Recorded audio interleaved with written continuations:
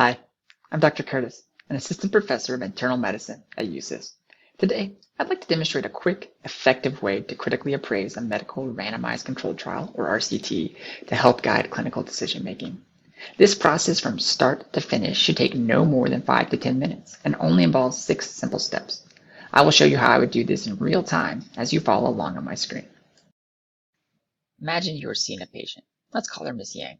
She is a 65-year-old woman who is coming to see you for follow-up of permanent atrial fibrillation. When you see her in your office, she has no complaints, and her resting heart rate is 97 beats per minute. You begin to wonder if you should increase her heart rate control further to target a lower heart rate. The first step is to translate this clinical question into a PICO question, and then find an RCT that attempts to answer this question. One great tool that exists on the National Library of Medicine website is a PICO search tool that allows you to search medical literature that pertains to your PICO question. Let's see how this might work in our case. As you can see, the search tool has boxes where you can populate your search terms. In our case, the patient problem or medical condition is atrial fibrillation.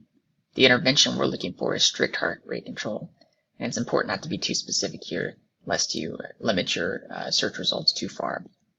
We want to compare it to lenient heart rate control, and let's pick some heavy hitting outcomes like mortality and hospitalization. We do want to limit ourselves to randomized control trials because that's what we're trying to analyze right now. Hit submit, and here are the results. Here you can see our search yielded 4 pertinent results. Our job is to analyze the titles. Do they contain our desired patient, our desired intervention? The last article here seems to hit on all fronts. It has lenient versus strict. We just need to be careful about how they define those in patients with atrial fibrillation. Let's go ahead and take a closer look. Next, let's take a look at the methods section of the abstract. We want to be careful that our intervention and comparison are in line with what we are looking for. The authors here set out to define a lenient rate control as a heart rate less than 110 beats per minute, which is pretty close to what we wanted. And a strict rate control strategy was defined as less than 80 beats per minute. It appears to closely match the clinical question we were originally trying to answer. The last part is to jump down to the conclusion section of the abstract. We simply need to verify that the study answers our question. And here they do make a definitive statement that lenient rate control is as effective as strict rate control. In some studies, you may find that the authors can't make a conclusion due to technical or logistical reasons. Okay, so we have an RCT that answers our clinical question. Let's appraise the study to see if it's worth adhering to the author's recommendation. The second step in our process is to assess the article for evidence of bias or confounding. You want to focus your efforts on 4 terms: random, blind, intent, and follow. To do this, you simply use your find function on your browser to search these terms. Let's see how this might look. First, let's search for random. Right away, we see that the subjects were randomized. We know this is important to reduce confounding. Next, let's search blind. There are no mentions of blinding in the study. This could introduce some bias to the results. Patients and investigators often carry preconceived notions into their treatments that can and do affect outcomes. But in our case, we'll give it a pass. It's difficult to blind a patient's heart rate. Now, let's search intent. Do they use an intention to treat analysis? The authors do in our case. And this is again important to reduce confounding. Finally, we want to know how many subjects are lost to follow-up. Is there a high attrition rate in the subjects during the study? The best place is to find this is not by searching, but actually just going down to figure 1. Quickly, you see that only a handful on either arm were lost to follow-up, either because they voluntarily withdrew or because they didn't show up to their follow-up. That's a pretty good yield. The third step is the best step. You simply ignore the introduction. We know our PICO question is addressed by the study at this point, and we already know it's important to us. We don't need to hear the author's justification. You ignore the methods. Unless you're really trying to dissect the study, this will help keep us efficient. And you ignore the discussion. Remember, it's your opinion that ultimately matters. The fourth step is to find out who was studied. You really want to ensure 2 things: that the study's baseline characteristics such as age, gender, comorbidities, and ethnicity are similar to your patient, and that the intervention and control arms are sufficiently similar so as to avoid confounding. To do this, you have to open up Table 1. Let's go ahead and zoom in to get a better look.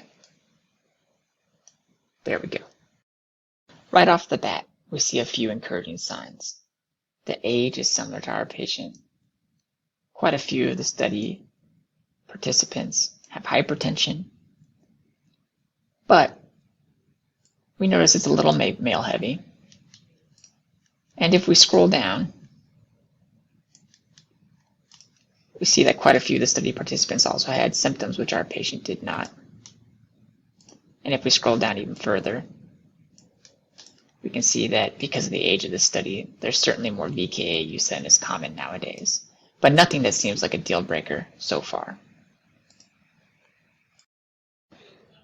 Unfortunately, this study doesn't highlight statistically different baseline characteristics between intervention and control. We see a couple differences just observing the table that seem like they could be significant. For instance, statin use, and similarly up above, you see that palpitations look a little different, and coronary artery disease. The text, if you look closely, does admit to differences in coronary artery disease and statin use and slightly higher diastolic pressure that were statistically significant. This could ultimately be important to confounding, as the composite is made up of primarily cardiovascular outcomes, and we know that coronary artery disease at baseline is an extremely important risk factor for cardiovascular outcomes. Okay, so now that we've determined who was studied, the fifth step is to figure out what happened. Let's break this down by looking at Table 3. Then Table 2. Okay, so 1. Remember that by convention, a p-value greater than 0.05 and a confidence interval that contains 1 are considered not to be statistically significant. Our primary outcome of interest was not statistically significant by this convention. When we look at Table 2 in a second, we may see that some of the values there are 2. We want to make sure that the outcomes are things we and our patients should care about. Looking at the primary outcome composite components, I feel pretty good that these are patient-centered. It's things like heart failure, death, stroke, all things my patients probably care about and I care about too. Even if I had my heart set on hospitalizations when we started this, and note that the secondary outcome did analyze hospitalizations and found no statistical difference between the two arms, I would accept this as a pretty good composite outcome. But we should also take a look at Table 2. And here we note that the strict control group received a lot more medication and took a lot more visits to get that control.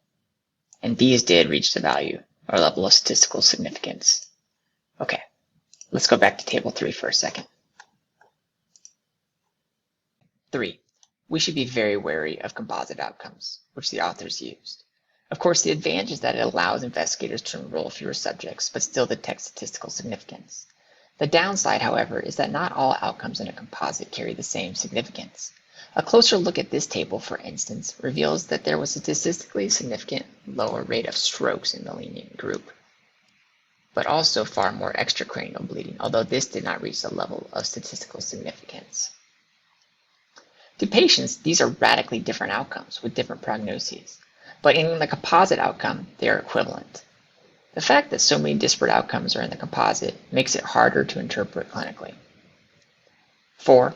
Sometimes it is useful to translate relative risk reduction to absolute, as the latter is better at conveying the clinical significance of the findings. In our case, because the outcomes we are looking at do not reach the level of significance, this isn't really important. Same goes for interpreting the hazard ratios and relative risk ratios. Sometimes a hazard ratio may look significant, but only delays an outcome by a few weeks or months, which may or may not be clinically relevant. Again, our hazard ratios did not reach the level of statistical significance, so this is a moot point.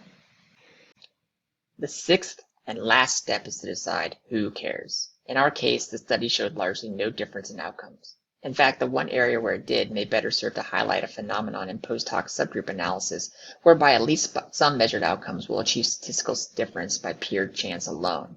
This follows as pure artifact from our conventions and may explain the difference in stroke rates between the two arms. Where there were differences were in the number and doses of medications and the visits it took to get there. Taken together, this seems to suggest no real benefit and certainly at least some risk in terms of side effects, cost, and time lost from extra medication and monitoring, all of which favors lenient heart rate goals. We did have some important caveats as they relate to the large composite outcome. This may be hiding real important differences in the treatment arms. And that's a wrap.